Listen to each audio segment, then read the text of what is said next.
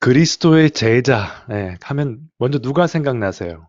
보통 많은 경우에는 사도들을 생각하시는데 이제 그런 부분도 한번 성경적으로 짚어보고요.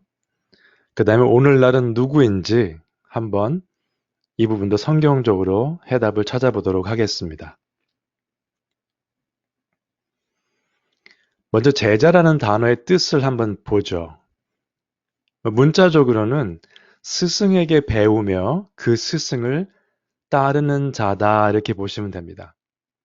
그러니까 제자는 어떤 선생님을 모시고 그분께 배우고 그분의 삶까지도 배우는 것. 그것이 바로 제자라고 보시면 되겠습니다. 진정한 의미의 제자요. 그래서 복음서와 또 초대교회, 특별히 사도행전을 쭉 보시면 예수님을 따르고 예수님께 배웠던 자들이고요. 결국은 기독교인들 전체를 일컫는 말이 제자였습니다. 그래서 결론적으로는 제자는 모든 성도 내지는 모든 그리스도인을 뜻한다라고 알고 계셔야 돼요. 어떤 특별한 훈련을 받은 사람들이나 레벨이 높은 사람들이 아니고 예수 그리스도를 믿는 사람들은 다 제자다. 이거는 꼭 기억하시면 좋겠습니다. 제자와 사도의 구별을 좀 하죠. 먼저 누가복음 보시면은 밝음에 그 제자들을 부르사 제자들을 부르셨죠? 제자들을 많이 부르셨는데 그 중에서 12를 택하여 사도라 칭하셨으니. 그러니까 12사도는 많은 제자들 중에 한 명이었어요. 그러니까 사도들은 다 제자였지만 제자들을 다 사도라고 할 수는 없습니다. 그래서 요즘 그 현대 교회에서 아니면 교회라기보다는 어떤 그 무브먼트가 있죠. 뭐 신사도 운동이라든가 뭐 이런 것들은 비성경적인 이야기입니다. 지금은 사도는 존재하지 않습니다. 제자들은 존재하죠. 사도가 왜 존재하지 않느냐? 예수님께서 바로 그 제자들 중에서 택한 사람들이었기 때문에. 그 초대교회의 12제자 외에는 12사도들 외에는 지금 현재는 사도는 없다고 보시는 게 맞습니다. 성경적으로. 또 계속 보시면 누가복음 6장 17절에 보시면 예수께서 그들과 함께 내려오사 평지에 서시니 그 제자의 많은 무리와 예수의 말씀도 듣고 병 고침을 받으려고 또 많은 사람들이 왔죠. 다른 곳에서. 많은 무리. 제자는 숫자가 참 많았습니다. 그때 당시에는. 일시적으로 그랬죠. 그래서 조금 정리를 해드리면 다수의 제자가 있는데 예수님을 따르는 사람들이 있었는데 그 중에서 특별히 택함 받아서 2000년 전에 예수님과 함께 사역을 했던 사람들이 사도들이다. 사도들. 12사도. 그러니까 구별을 하시면 좋겠습니다. 이렇게 하시면 요즘 이단에서 나오는 이러한 그 움직임들을 바로 보실 수 있어요. 성경적으로. 사도는 맞지 않는 단어고 그렇게 사용할 수 없다는 것을 금방 아실 수가 있습니다. 중간중간에 혹시 질문 있으시면 해주시고요. 제자에 관한 이야기를 계속합니다. 누가복음 9장에 보시면은 또 무리에게 이르시되 아무든지 나를 따라오려거든 자기를 부인하고 날마다 제 십자가를 지고 나를 따를 것이니라. 이 부분을 다 설명드릴 수는 없지만은 아무든지라고 돼 있어요. 누구든지 예수를 따라오려거든, 예수님을 따라가려거든 자신을 부인하고 날마다 자기 십자가를 지고 따라가야 된다. 구원은 여러분, 구원은 예수님께서 핏값으로 그냥 주시는 것입니다.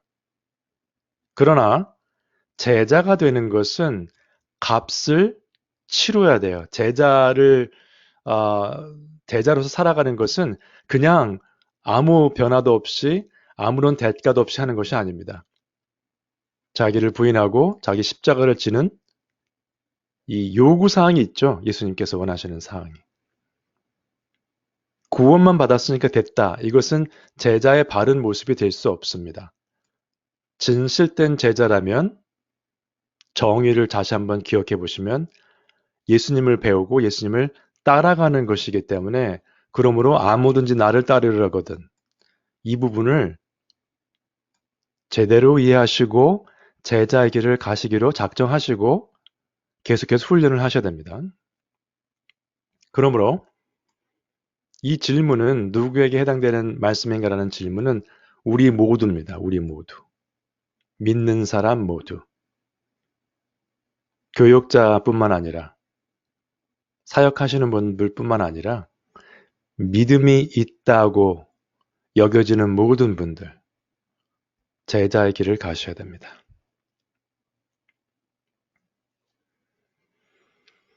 사도행전 한번 더 보겠습니다. 여기 보시면은 2장에 베드로가 이르되 너희가 회개하여 순서상으로 회개가 먼저죠. 회개하여 각각 예수 그리스도의 이름으로 세례를 받고 죄 사함을 받으라. 그리하면 성령의 선물을 받으리니.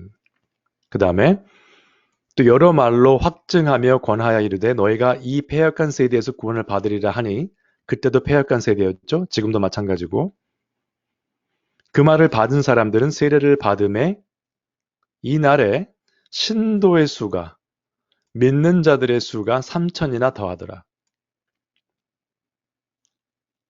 뭐 여기 한 군데만 볼 수는 없습니다만은 성경 전체적으로 보시면은 우리가 지금 말하는 세례라는 것은 자신이 죄인이라는 것을 깨닫고 회개하고 예수님을 믿은 사람들이 세례를 받는 것이 맞습니다.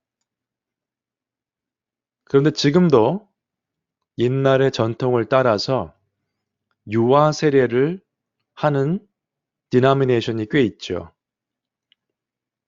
성경적으로 조금 짚어보실 필요가 있습니다. 유아 세례가 성경적인가?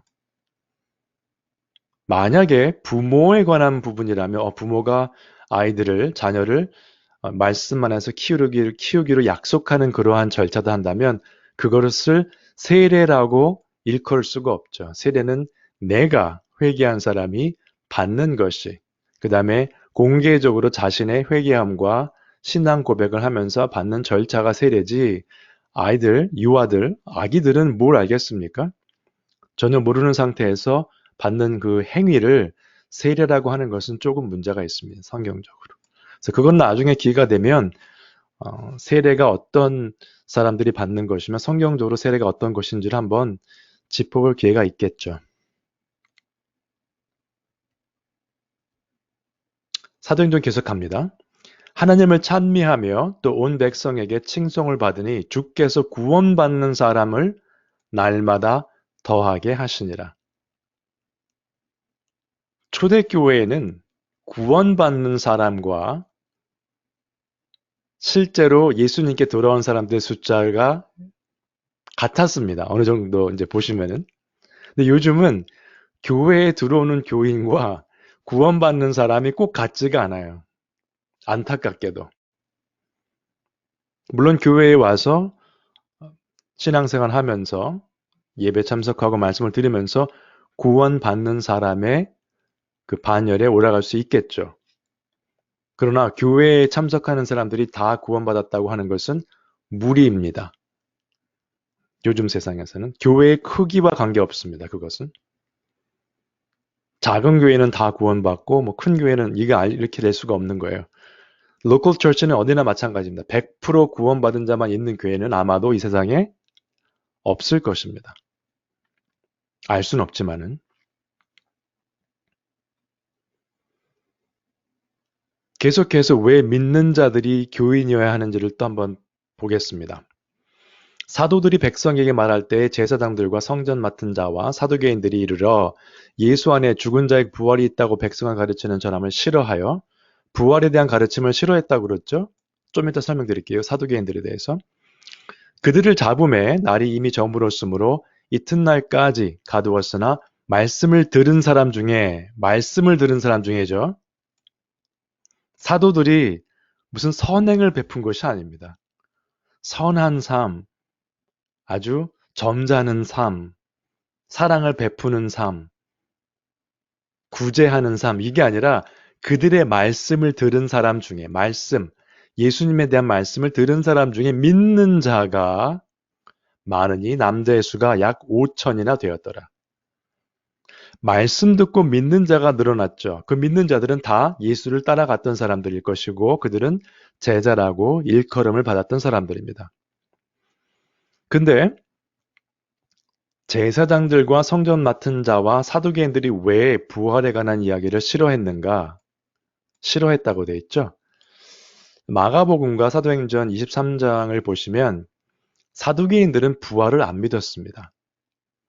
부활이 없다 하는 사두개인들이 예수께 와서 물어 이르되 하면서 형제가 뭐 7이 있는데 아내에 관한 얘기 하죠. 형이 죽고 또 그 다음에 더 그 동생이 아내를 취하고 이런 이야기 했었고 마가복음에서는 사도행전 23장을 보시면 8절 여기 보시면은 여기서는 사두개인들은요 부활뿐만 아니라 천사, 영혼 이런 것들 아예 믿질 않았어요. 이 사람들은. 그러나 바리새인들은 그걸 믿었죠. 예, 그런 차이가 또 있습니다. 이 유대인들 가운데서도. 결론적으로 중요한 것은 믿는 사람들의 수가 늘었다. 어떻게 믿게 되었는가? 말씀을 통해서. 말씀을 통해서. 그렇다고 해서 선행이 나쁘다는 게 아니죠. 그걸 잘 들으셔야 돼요. 선행은 당연히 해야 되는 것이고, 그렇죠. 인간다운 사람, 우리 성령의 열매를 맺는 사람들은 당연히 선행을 해야죠. 선하게 살아야죠. 거짓 없이 살아야죠. 거기에 말씀이 있어야 된다는 거죠. 말씀이 없으면 큰 의미는 없습니다. 세상의 선한 사람과 다를 바가 없는 것이죠. 한 가지 더 보겠습니다. 그때 제자가 더 많아졌는데, 제자가 많아졌다고 말합니다. 제자가 더 많아졌는데, 헬라파 유대인들이 자기의 과부들이 매일의 구제에 빠짐으로 히브리파 사람을 원망하니 12사도가 모든 제자를 불러 모든 교인이죠. 지금으로 치면은 교회 안에 있는 믿는 사람들 모든 제자를 불러 이르되 우리가 하나님의 말씀을 제쳐놓고 접대를 일삼는 것이 마땅하지 아니하니 형제들아 너희 가운데서 그러니까 모든 제자들이 형제들이라는 칭호가 같이 성립되죠. 예수 그리스도 안에서 형제 자매된 자들아. 너희 가운데서 성령과 지혜가 충만하여 칭찬받는 사람 7을 택하라. 성경적으로 보면 사람을 세우는 거. 여기서는 이제 안수 집사죠. 지금으로 말하면 집사를 세우는 일인데 이 세우는 일은 모든 교인들, 모든 믿는 자들이 할 수 있었습니다. 왜 그랬을까요? 다 서로 잘 알았거든요. 요즘은 교회들이 이제 숫자가 많아지면서 교인들끼리 잘 모르는 경우도 많고 얼굴도 모르는데 뭐 이름을 이렇게 적어내야 되는 경우도 있습니다만은 어떤 교회들 보면 이때는 어땠습니까? 칭찬받는 사람 7을 택하라 하니까 바로 택할 수 있었죠. 사도들의 중점적인 사역은 하나님의 말씀과 기도를 하는 것입니다. 지금으로 치면 그 역할로만 본다면 교회에서 사역하는 사람들이죠. 말씀 사역하는 사람들이 다른 일이 너무 바빠서 말씀 준비에 불충실하다. 시간이 없어서 이번에 설교를 못했으니 그냥 넘어가시죠. 이렇게 할 수는 없는 겁니다. 그들이 중점적인 사역은 다른 것을 못하더라도 말씀 사역에 중점을 둬야 된다는 것은 성경 말씀을 아무리 봐도 지나치지 않습니다. 강조를 아무리 해도 지나칠 수가 없는 부분이에요. 계속 제자 이야기입니다. 바나바가 사울을 찾으러 다소에 가서 만남에 안디옥에 데리고 와서 둘이 교회에 1년간 모여 있어 큰 무리를 가르쳤고 바나바와 사울이 안디옥에서 큰 무리를 가르쳤더니 제자들이 그 안디옥에서 많이 일어났죠. 그래서 그 안디옥에서 그 제자들이 비로소 그리스도인이라 일컬음을 받게 되었도다. 다시 한번 강조합니다. 성경에 나오는 제자는 모든 성도, 모든 그리스도인입니다. 이것은 우리가 지금 현대 교회에서 말하는 교인과는 꼭 같다고 볼 수 없습니다. 교인의 그 의미가 아니에요. 교회에 참석하는 사람들의 의미가 아닙니다. 성도라면 모두 교회에 참석하겠지만 교인이 다 성도는 아니라는 것입니다.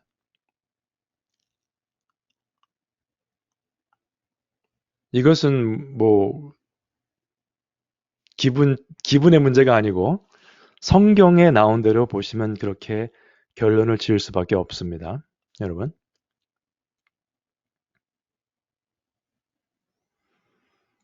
그런데 빌 헐이라는 분이 이분이 그 제자도가는 책을 아주 좋은 책을 쓰신 분이에요. 이분이 쓰셨는데 이분이 이런 말을 했습니다. 미국 교회 현실에 대해서 이런 말을 했습니다.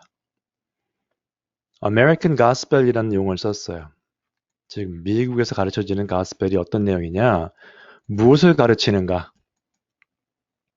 믿음은 어떤 종교적인 컨셉에 대한 팩트에 관한 동의하는 그것이 믿음이다. 지적으로 내가 동의하면 그게 믿음이라고 가르치거나 다른 어떤 체인지가 필요 없다고 가르칩니다.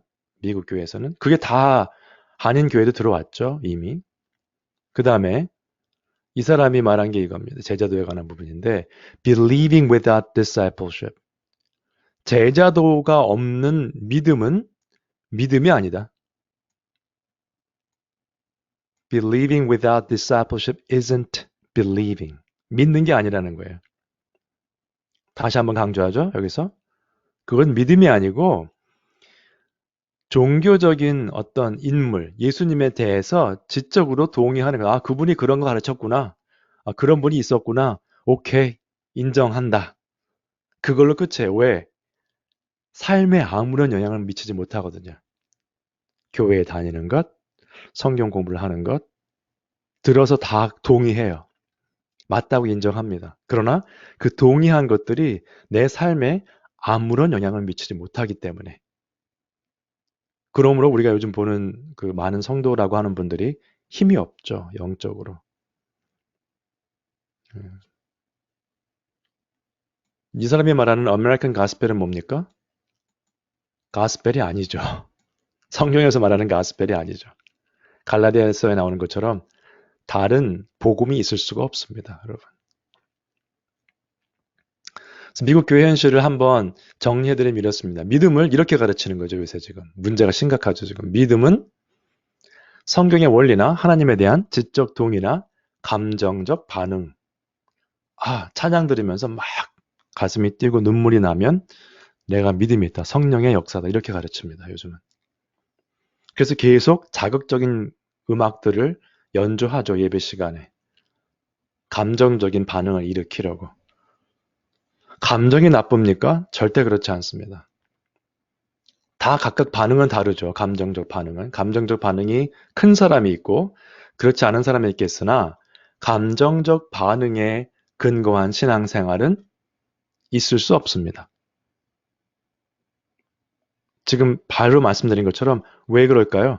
감정은 다 다르기 때문에 그렇습니다. 감정적 반응이 많으면 나는 신앙이 많고 감정적 반응이 별로 없으면 신앙이 약한 사람이다. 이렇게 볼 수 없잖아요. 흔들리지 않는 진리, 말씀 안에서 확신을 얻은 그것이 신앙이지. 감정적 반응이나 지적인 동의, 내가 성경 말씀을 많이 알고 있다고 해서 믿음이, 신앙이 크지 않습니다, 여러분. 물론 말씀을 전혀 모르면서 신앙이 성장할 수도 없죠. 그러므로 이런 문화에서는 뭘 가르치냐면 여러분이 목회나 선교사나 이런 것으로 콜링을 받지 않았으면 괜찮다. 네. 그냥 동의하고 좋게 말하면 감정적으로 어떨 때는 회개도 하고 뉘우치기도 하고 그러면 된 것이다. 보통 이렇게 가르칩니다. 그런데 성경 말씀에 뭐라고 나왔습니까? 너희는 부르심에 합당하게 행하라. 네. 모든 성도들에게 하는 말씀이죠. 우린 다 콜링을 받았는데 아주 손쉽게, 아주 편안하게 특별한 사람들만 콜링을 받은 것처럼 치부합니다. 많은 경우에. 그러면 쉽죠. 콜링 받은 사람들만 고생하면 되고 나는 괜찮다. 예. 그러면 게으른 크리스찬이 되는 거죠. 게으른 교인이 되는 것이죠. 그렇게 생각한다면. 그래서 미국 교회 현실이 그렇습니다, 여러분. 교회를 다닌다고 하는 사람들도 이렇게 가르치고 있기 때문에 큰 문제다 얘기들을 하고 있습니다. 그래서 이 질문 한번 생각해 보셔야 돼요. 예수님께 배우고 따르겠다는 생각과 열망은 있는데 그렇게 살지 못하는 현실, 내 삶을 보고 자책감이 늘 있다면 변화가 없이 그것은 믿음의 문제입니다. 여러분, 믿음의 문제. 자책감이 있고 늘 내가 잘못한 그런 느낌이 있는 사람들은 그 삶에 기쁨이 있을 수 없겠죠. 예배 시간에 어떻게 기쁜 마음으로 나오겠습니까? 그냥 자책감만 가지고 나오고 또 무겁고 힘든 마음을 가지고 교회를 떠나겠죠. 예배를 떠나겠죠. 근데 히브리서에 보시면은 잘 아시는 말씀이죠. 이 믿음이 없이는 하나님을 기쁘시게 하지 못한다 했는데 그 마음은 있는데 안 된다. 삶이 따라주지 않는다는 것은 뭡니까? 하나님이 기뻐하시지 않는 것을 당연히 알고 있어요. 그분들은.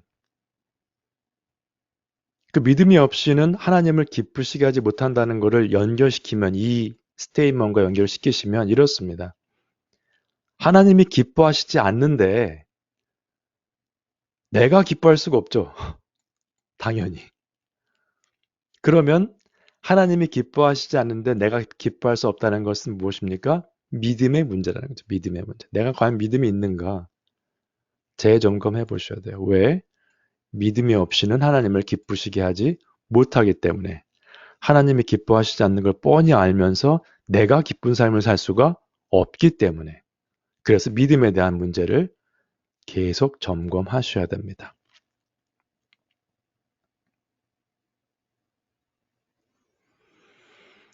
근데 이것이 나의 노력이나 힘으로 되는 것이 아니라는 것을 깨닫고 하나님께 전적으로 의지하셔야 되는데 요한복음 6장에 이렇게 나옵니다. 또 이르시되 그러므로 전에 너희에게 말하기를 전에 말했다는 거죠.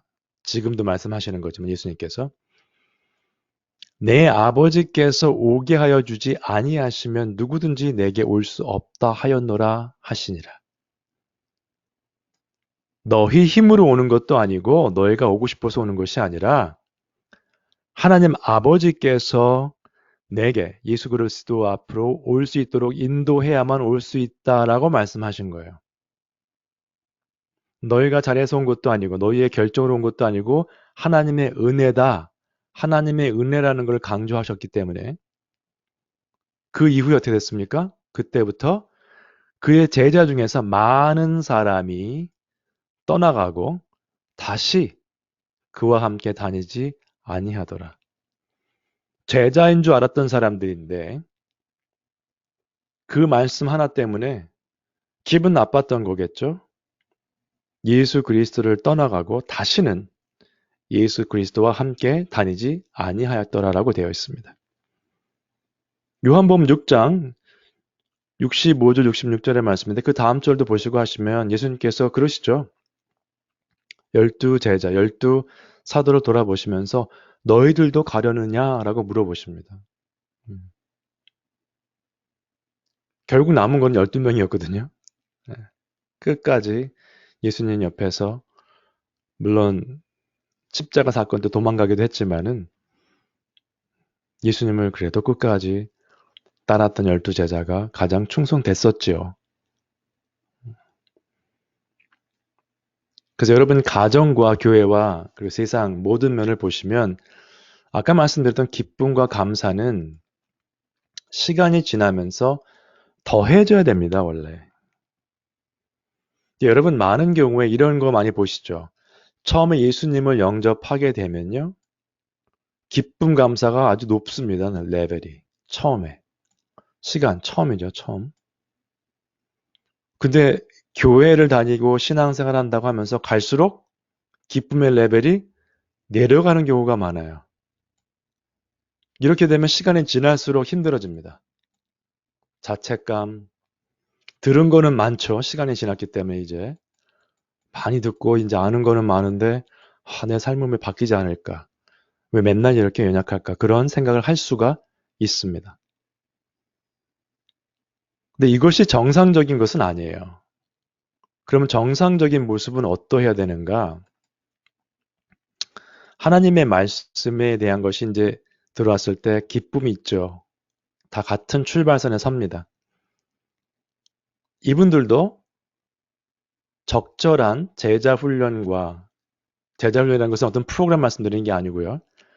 하나님의 말씀 안에서 잘하지를 못하면 이분들도 시간이 가면서 기쁨이 내려갑니다. 레벨이. 근데 말씀을 통해서 신앙생활을 하기 시작하면 그것이 바로 잡혀지고 시간이 가면서 기쁨의 레벨이 올라가게 되어 있습니다. 그러면 이 둘의 차이는 뭘까요? 말씀이 있느냐 없느냐의 차이입니다. 말씀이 없으면 내 감정에 휘둘릴 수 있고요. 주위 환경 때문에 낙담합니다. 기분 나쁘고 힘든 일이 있는 것은 당연하지만 그것들 때문에 뿌리째 흔들리는 것은 말씀이 없어서 그렇습니다. 우리가 말씀에 바로 서게 되면요. 이렇게 든든한 신앙이 생기는 것입니다. 흔들리지 않습니다. 물론 영향을 받죠. 힘든 일이 생기면. 낙담도 하게 되겠죠. 그러나 쓰러지고 넘어지는 일은 거의 없다고 보시면 됩니다. 여러분, 세상에는 여러 종류의 사람들이 있지만은 큰 일을 당했을 때 보통 두 가지 반응이 있습니다. 저도 그런 경험을 한 사람 중에 한 사람입니다만, 예를 들어서 내가 사랑하는 사람이 세상을 떠났다. 이제 교회를 다닌 사람들의 이해입니다. A라는 사람이 있고 B라는 사람이 있는데 같은 교회를 다녀요. 근데 둘 다 사랑하는 사람을 잃었습니다. A라는 사람은 그 일로 인해서 하나님께 가까이 가는 사람이 있고요. B라는 사람은 그 일로 인해서 하나님을 떠나는 경우가 있습니다. 여러분은 어떤 경우라 생각하세요? 큰 일이 생길수록 어떤 힘든 일이 생길 때마다 하나님께 더욱더 가까이 가십니까? 아니면 갈수록 멀어지십니까? 왜 나는 맨날 이렇게 힘든 일만 생기지? 이러시면서.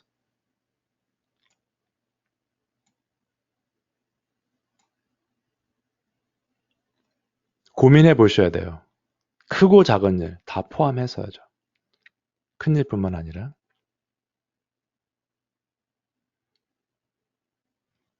이런 말이 있었죠. 다시는 말씀입니다. 또 다른 사람이 이르되 주여 내가 주를 따르겠나이다마는 나로 먼저 내 가족을 작별하게 허락하소서. 예수께서 이르시되 손에 쟁기를 잡고 뒤를 돌아보는 자는 하나님의 나라에 합당하지 아니하니라 하시니라.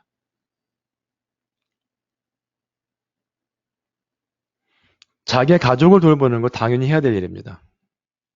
부모에게 일을 갖추는 것도 당연히 해야 될 일입니다. 그거는 믿음이 없는 사람들도 하는 것이기 때문에 당연히 해야 될 일이에요. 저희가 요즘 빌립보서 하면서 같이 나눴던 말씀 중에 하나가 이거죠.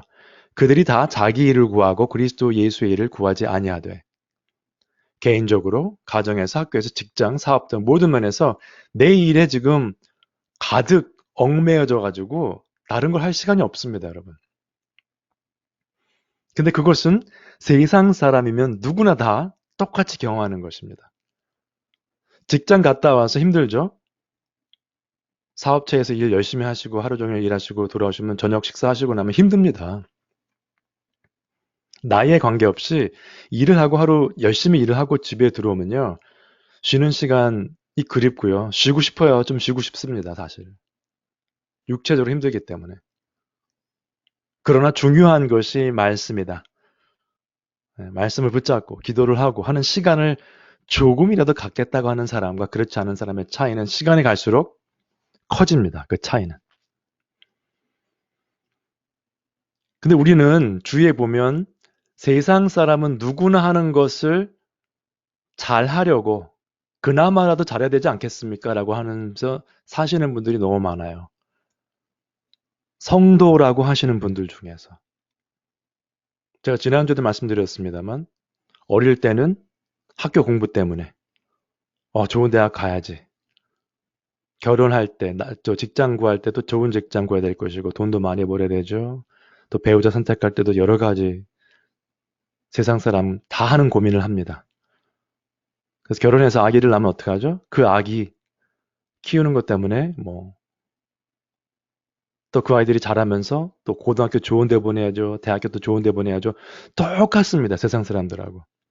근데 그 일에 가득 메워가지고 성경 말씀을 보고 기도하며 사는 그게 부족하다면 당연히 아까 말씀드린 것처럼 내 마음의 열망은 있으나 삶을 보라보면은 힘들죠. 자책감만 들게 되겠죠. 당연히.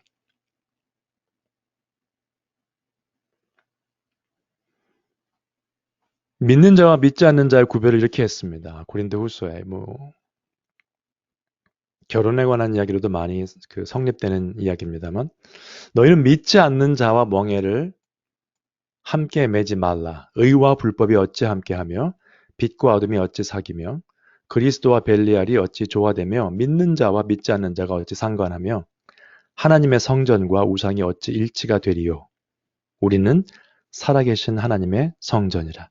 지난번에 유권사님 질문하셨던 벨리알 이야기죠. 벨리알. 지금 여기서는 이 컨텍스트, 이 문맥에서는 사탄을 지칭하는 걸로 보시면 되겠습니다.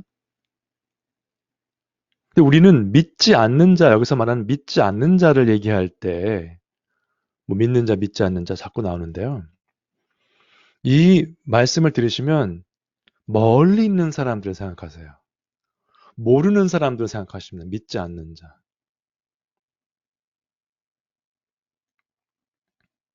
믿지 않는 자의 식구나 친구는 예외입니까, 여러분? 그래도 우리 배우자, 부모, 내 자식은, 내 친구는, 친한 친구는 예외. 다 믿는 자로 해야지. 예. 우리가 결정하는 것입니까, 그것을?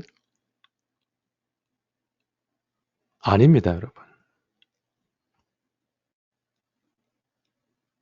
그래서 앞에 여기 말씀드렸던 여기서 나로 먼저 내 가족을 작별하게 하소서 할 때 예수께서 이 말씀하신 이유가 그겁니다. 식구가 되었던, 친구가 되었던, 내가 잘 아는 직장, 동료가 되었던 믿지 않는 자들과 멍해를 같이 할 수 없다는 겁니다. 그래서 예수님께서 내가 평화를 주려고 왔는지 아느냐? 서로 싸움이 나고 다툼이 나고 가정 안에서 그런 일이 벌어지는 얘기 하신 것은 가정에서 싸우라는 이야기가 아니고요. 믿지 않는 자들과의 관계에 대한 이야기입니다. 그것이 식구들이 될 수가 있다는 이야기예요. 그래도 내 아이들은 보통 그렇게들 많이들 말씀하시는데 그것은 지극히 세상적인 이야기입니다. 예외 없습니다. 여기서는.